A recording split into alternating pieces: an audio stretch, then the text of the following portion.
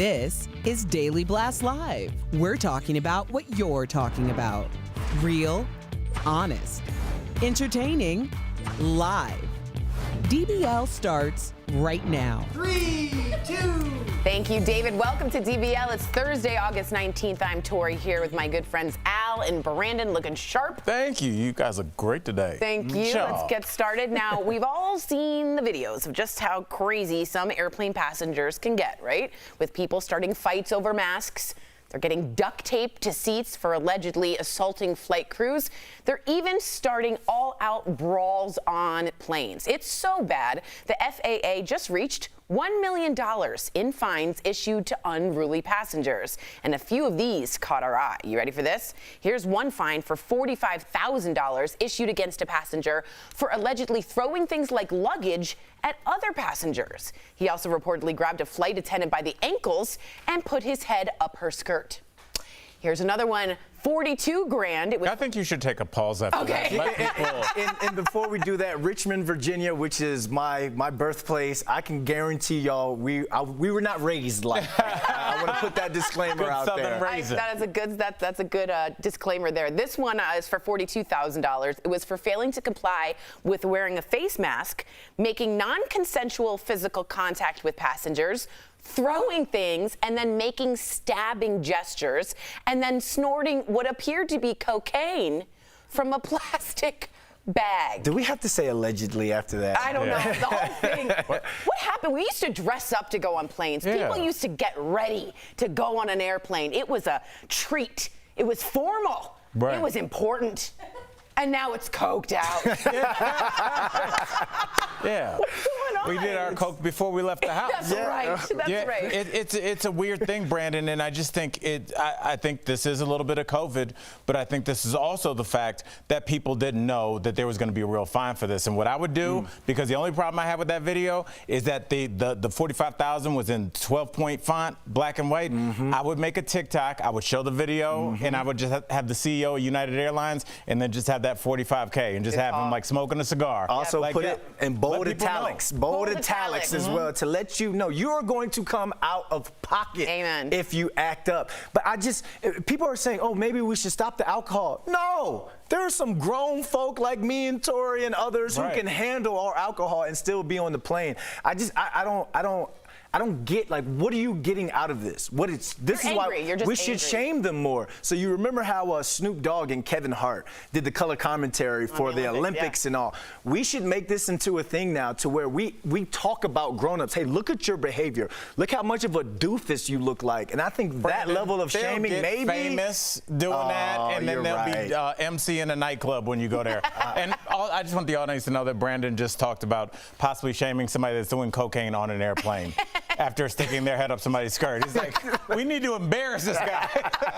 I feel like he's good. Good luck with that. Oh, man. He seems like he's good. All right. Well, government officials have announced a plan yesterday to start offering booster shots, COVID booster shots, to all vaccinated adults starting in September. So to make it really clear, here's what the CDC director had to say about it on the Today Show. We have seen now evidence that we've been looking at just over the last week or so that has demonstrated that the vaccine is starting to wane in its effectiveness against infection. It's still holding up relatively well against severe disease and hospitalization, but we've also seen that we actually need more protection against the Delta virus. We anticipate that people who got Johnson & Johnson will also need a booster. I want to remind people that we started using Johnson & Johnson more than 2 months after our mRNA vaccine. So we're getting more information. That information is a little bit delayed because we started using it a little bit later. Meantime, a doctor in Alabama put up a note on his office door announcing he will no longer see patients that are not vaccinated. If patients ask him why, he's telling them because COVID's a miserable way to die and he can't watch them die like that. Now, real quick, I know we've seen the memes where, like, if you don't believe in the COVID shot, why do you believe in go to the hospital when you get COVID, right? If you don't believe in that medicine, why are you getting the medicine when you get sick? I just have a weird Hippocratic Oath issue with this doctor. That. And I don't know how to feel. A lot of people are applauding him, and I get it. Some people, a man was shot and he couldn't even get surgery for like 6 days because there were no beds. But how do you guys feel about this? I have a question for you, Brandon. How will we be talking about this story if that doctor had that same note, but he was saying, I will no longer treat people that are overweight and dying of diabetes because I can't watch you die like that. You know better. But being overweight, you're not contagious. People wouldn't care. Because when you're talking about health issues, when you're telling people don't smoke, when you're putting out PSAs about taking care of your body, no one cares because it's an optional thing. Now when we come into a mandate, that's when people have problems with things. That's when they're outspoken. Now it's my body, my choice when it comes to the vaccine and not for abortion. It's Hippocratic. A lot of people are being hypocritical when it comes to this. Nicely said. Do you have a problem? I mean, you were almost kind of a doctor. You pretend to be a doctor. You had glasses and everything, a telescope. Doctor, yeah, Dr. you were Jackson. official. But do you feel what I'm feeling about this? I get this doctor, and it's a protest, and I like it. I like what he's saying. But I also have a problem with the Hippocratic Oath. If you don't know what that is, every doctor has to literally take an oath that says, I will help no matter whomever, wherever, what race, what sexual orientation, I am there to help and not harm. So I don't know. Yeah, do you feel funny too? This is his job, and I don't know if his feelings should be coming into this. I mean, there are doctors that have had to operate on people that had Jewish or black doctors that have had to operate on people in their stories that have swastikas tattooed on them. Exactly. There are going to be patients. I don't think anywhere in that oath that says y'all have to be cool. You guys have to follow each other on social media. You have a job to do, and this is where you get into the discrimination of I don't like your lifestyle, so I'm not going to operate on you. you, I don't like your lifestyle, so I'm not going to make a wedding cake. Yeah. Exactly. You know, so things like that. Once this is cool, a lot of other things are cool. And you always say it. You want your doctors, you want your politicians, your lawyers boring. Right. You know, when it comes to a job like that, you don't want one of those people taking a political stance when you have life and death in your hands. Interesting. Let us know what you guys think about it, because I'm sort of mixed, and I'd love to hear your opinions. Here's something you don't see every day at the grocery store. People taking that stance? A 10-foot python in the spice aisle. This was at a grocery store in Sydney, Australia, when a woman came face to face with a huge snake. Turns out the woman just happened to be, of course, a trained snake catcher. Is this a real? I don't think Hogwash. this is real. And ran to grab, get this, her snake bag, which I don't know what it is, after alerting the store staff. She then released the snake into the woodlands near the store. She suspected it was a male looking for a mate, perhaps being a little Spicy. That was, I don't know, Brandon. I might be to be sounding the alarm on this one. First of all, I don't know if that was a plant because it was in the spice aisle and no one goes in that aisle. I do. What do you, lemon pepper? I know, but how often are you in there? 3 times Once a year? every 3 months. It's yes, like, yes. who goes in the spice aisle ever? You don't believe that this is real? You think she planted that snake? I don't think. First of all, don't snakes go towards warm things? Wouldn't it be like near the deli meats? I don't know, I'm not a snake trained handler with a snake bag. What do you think is in that snake bag? I don't know. That same cocaine used to act a fool on a plane. I don't know what snakes. They're not that bright, right? Oh, I think they're quite smart. They have how could they be? Their heads are this big. Well, I think they have a retractable stick or something in the bag. In the bag. Yeah. I mean, that is Australia, where the crocodile hunter. It's big down there. So I think it's one of these little TikTok stars that want to go viral. This is her way of blowing something up like a gender reveal. Instead, she puts a 7-foot python in the spice aisle. Let us know what you think. Coming up on DBL, are some of your favorite foods costing you precious moments of living? We will explain why that baseball game hot dog actually might not be worth it. And more drama with Jeopardy's new host, Mike Richards. Find out the past comments that are now coming back to haunt him. Stay tuned.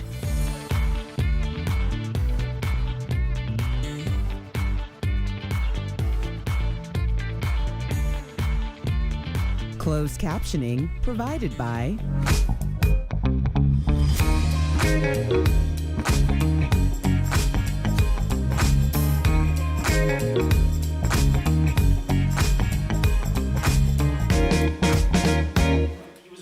Ladies and gentlemen of DBL Nation, what's going on? Do you have any? And here's something. I travel a lot, and thank God I'm knocking on wood right now. I have never had a problem with being on a plane, and there have been unruly passengers. I've never had that problem before. Thank you. I've never. I don't want to put the other one out there, but I've never had that problem. So is this something like they're saying? People are really saying ban alcohol on flights. There are some people, some of us, that need a little, you know, a little swig before we get on the plane to calm our nerves. But do you think that TSA, do you think there should be like, should there be like a checkpoint, a DUI checkpoint for drunk passengers getting on a flight? If it's costing this much amount of money and time, I think that's something we're going to have to look at. Like this, do we do DUI checkpoints for passengers now before they get on planes? I mean, you know, if we say that, we're just going to be giving flight attendants another job because it's going to be them. I have seen people turned away at the door. I've seen a couple. I fly a lot, but I've seen a couple. But only that's over the course of a lifetime of flying because they were so intoxicated. But I mean, wouldn't that kind of fall on? Because I think a lot of this happens in the terminal before people get on the plane. It's rare that it's that last drink that really put you over once you get, because there's usually like a 20-25 minute, you know, before you can actually get a drink once you've leveled off at 10,000 feet, so, or 30,000 feet, whatever. So, and of course they have a credit. You know, it's just a lot to ask, and then if you're going to do that, are you going to have breathalyzers? And then Look at what we're asking for. Like Tori said, people used to dress safe. Now we're talking about the possibility of someone having to take a breathalyzer before going from Fort Lauderdale to DWF. By the way, Bobby, you know what I mean? Like I don't. Where are we going? I mean, how many people would pass that breathalyzer? Because it's really 2 drinks. I think a lot of people get on the plane with 2 drinks in them. So I don't know. Right in. We want you to hear your comments.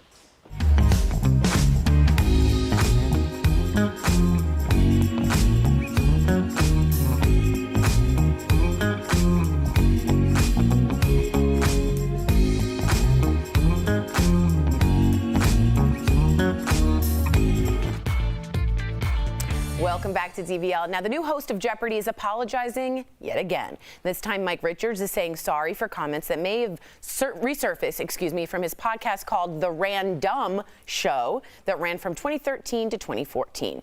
Richards is being accused of making comments where he degraded and slut-shamed women and stereotyped Jewish people. The podcasts have been removed, but there is one clip where he's pressing his co-host about nude photos, and we do have that audio. Have a listen. Hey, let me ask you a question. Okay. Have you ever taken a nude picture? I'm not answering that question to you, Mike Richards. Answer it right now to your fans. Have you? No, I haven't. Yes, you have. I have not like naked. I've taken like cute pictures of myself that I thought What does were that kinda mean? Cute. What does that mean? I thought I was like so cute. Like booby pictures? What are we looking at? No, I don't do that. I don't do that. In the apology, Mike says, looking back now, there is no excuse, of course, for the comments I made on this podcast, and I'm deeply sorry.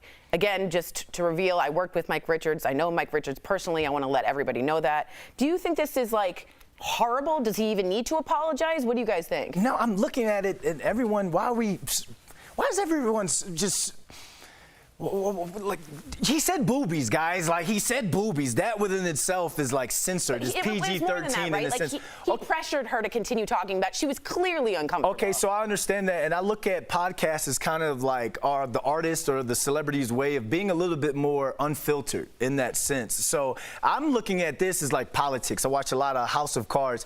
They're going to dig something up on you because people do not want him to be the host of Jeopardy. So they're going to find stuff. They're going to dig stuff up on him. But if you think about it, it's kind of like your drunk words are sober thoughts when you talk about the podcast. So when you're being affiliated to the Jeopardy brand, okay, we can't have that. So you should let him go. But at the same time, Jeopardy is looking for someone who has to be young enough so we can carry that journey for 20 and fall in love with that host for 20, 25, 30 plus years. We can't go old with a host. So this might be the guy. And if the only thing you said was boobies.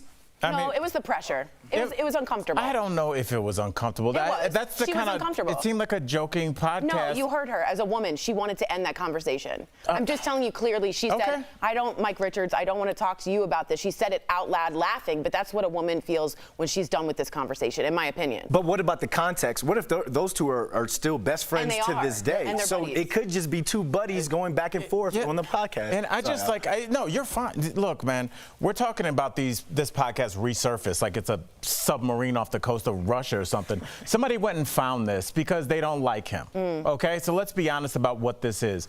That conversation, although it might be a little uncomfortable or very uncomfortable, it wasn't uncomfortable enough. I don't think she ever leveled a complaint. No one had ever mentioned it. No one would have ever heard this if it wasn't for somebody looking for this. I've never heard of that podcast. And as for podcast content that I've heard, that is beyond tame and moving down the street. So if this is where we want to go, it's all good when it's Mike Richards, but wait till it's somebody that you want. Wait till it's LeVar Burton and he said something 10 years ago. Or Kevin Hart, who said something 11 years ago. Or just you from your Instagram. You know, nowadays what we did in our 20s are going to resurface in our 40s and our 30s. Imagine so if you were 14. Exactly, except we're not trying to host Jeopardy, am I right? Let us know what But a 14-year-old eventually will when they're in their 30s. True. Well, coming up on DBL, the foods that can either add to or take away healthy minutes of your life. The eye-opening results from a new study is going to shock you. Coming up next.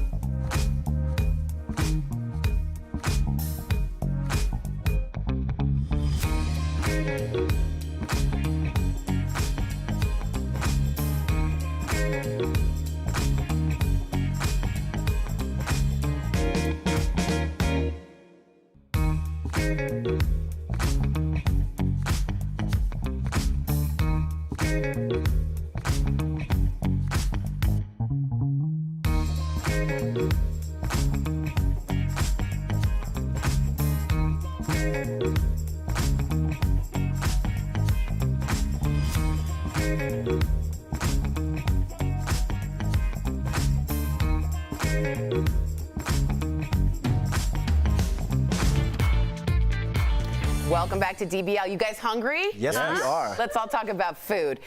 Stop, Jeff. A new study will have you thinking twice about what you eat. Researchers from my own alma mater, Go Blue, the University of Michigan. Did they research why you can't beat Ohio State? Oh, you're awful. Facts. We talk facts I'm sorry, on the do you show. want more Rose Bowls? Here we go. Evaluated nearly 6,000 popular U.S. foods. They found which ones can shorten your healthy life and which ones can increase your healthy life. So get this. They figured out down to the minute. So what we're going to do is we're going to play a little game here, see if we can guess what you think this will either take away and how many minutes of your life, right? We're going to start with, we have music, maybe a little music here. A chicken wing. Does it increase Singular? or decrease a healthy life, and by how many minutes? Brandon. If you're in Atlanta, the hot wing capital of the world, it's going to take away from your life for 30 minutes because they're sizzling and the lemon pepper wings down there. Mwah. Interesting. 30 minutes. Wow, Brandon. No. One wing is, remember, one wing. I know. One wing, 30 minutes. I'm going to go more realistic, Brandon. I'm going to go 6 minutes. 6 minutes. All right. Worth it. Ladies and gentlemen, how much does a chicken wing cost you? 3 minutes. Just over 3? Worth it. All right. Worth it. Worth it. That's why I did an 8-pack. Yeah. This one is bad for me because I'm a big hot dog eater. A hot dog, do you increase or decrease, and by how many minutes? We know it's decrease, right? It's not good for you. Well, then why'd you extend your arms? I'll say I'm going to go 9, Brandon. 9 minutes is way going to more. cost you from your life. Way more. I hate being practical. Let's see, a Polish sausage. No, rounded just a hot carrot to dog. 3. Oh, 6.5 minutes. No, Wait, you Let's guys go. are wrong. It's got to be like an hour. An hour? Do you know what's in a For a hot hot dog? Do you know what's in those What's things? not in a hot That's what dog? I'm saying. Let's see. A hot dog will take 36 minutes 36. from your healthy life. It's worth it if it's on the grill. Agreed. A grilled It's always hot dog. worth it. Okay. A Nothing Dodger tastes- dog? I'll yeah, take it. I'll nothing take tastes like a grilled hot dog. I agree. All right, how about this? Salted peanuts, increase or decrease? I could say this being maybe a protein, maybe an increase. All that sodium? Yeah. You're gone. Let's say salted peanuts, a regular pack, I would say 42 minutes off the life. that's way too much. That's a lot of sodium. Dude, that's way too You know much. what? I'm not going to go far from Brandon. It is a lot of sodium. 42 is the length of a television program. So I'm just going to go with 21 minutes. Okay, I'm going with 4 because they're small and y'all are crazy. Salted peanuts will actually increase your life by 26 Increase it. minutes. Right, the electrolytes in there or Maybe something? some kind of protein or something. I don't know. You How about- clearly, neither of you do. don't- Somebody said electrolytes and somebody said protein. Gamma rays, that's it. What about Mom's homemade apple Come on now. pie? Oh, That's got to come on add now. because it's homemade. You got Well, apples whose in there. mom are we talking about? That's the question. And is it a mom or a grandma? Ooh, Interesting. that's So my Nama's apple pie will add a year to your A life. year to your life. Love you, What Nama. about- What about you? I'm going to say it's neutral because it will probably take away from your life, but the joy it brings in, your mental health means something. Nice. So I'm going to go with it just takes away 3 minutes. Well said, Al. A slice of pie could actually add just over a minute. I was going to say a minute. That's amazing. You're going back to your doctor days, Rosa. We Your got some me- good news and we your got some mental bad health news. means something. And We've you're been in a reading good your mood. chart. Yeah. It means something. All right, guys. Go enjoy your breakfast and let us know what you're eating. We'll be right Give me some back. apple pie. Some apple pie sounds good. Promotional consideration is brought to you by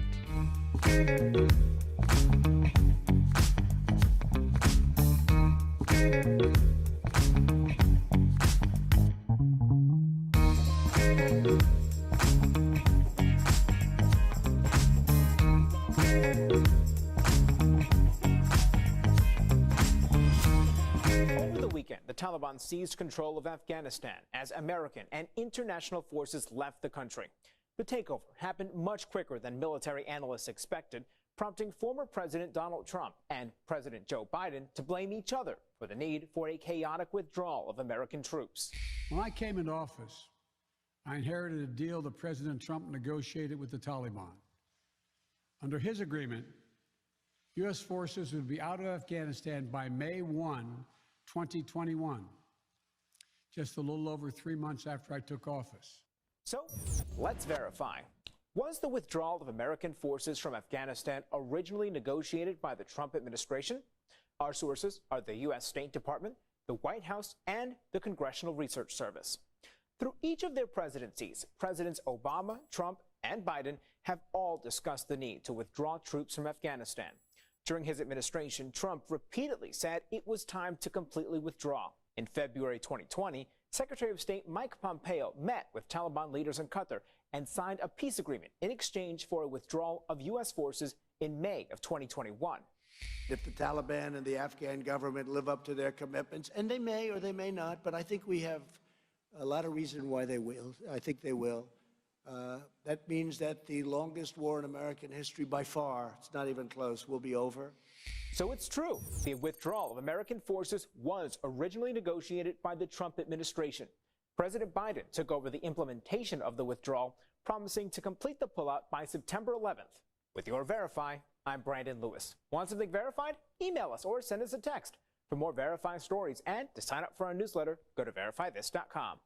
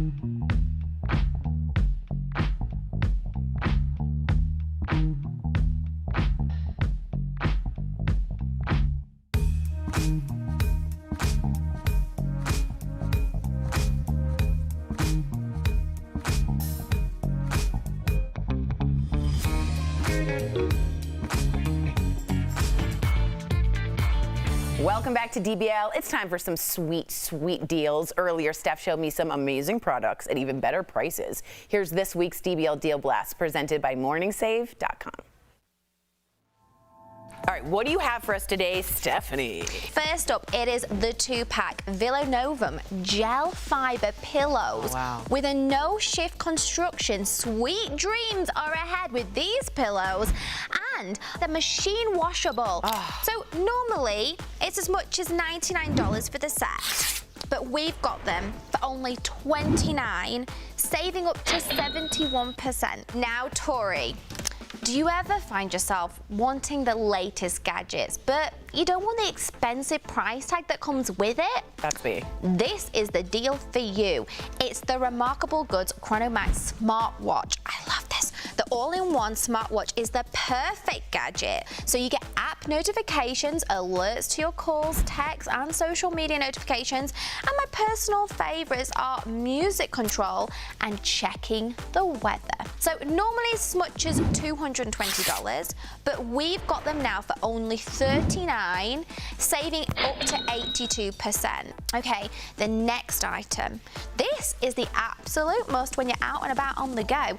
It is the 2-pack PopSonic LED compact mirrors. So they're slightly oversized, which means you get a better view, but they're still small enough to fit anywhere. Nice. So this is the perfect travel mirror. So normally it's as much as $60 for the pair.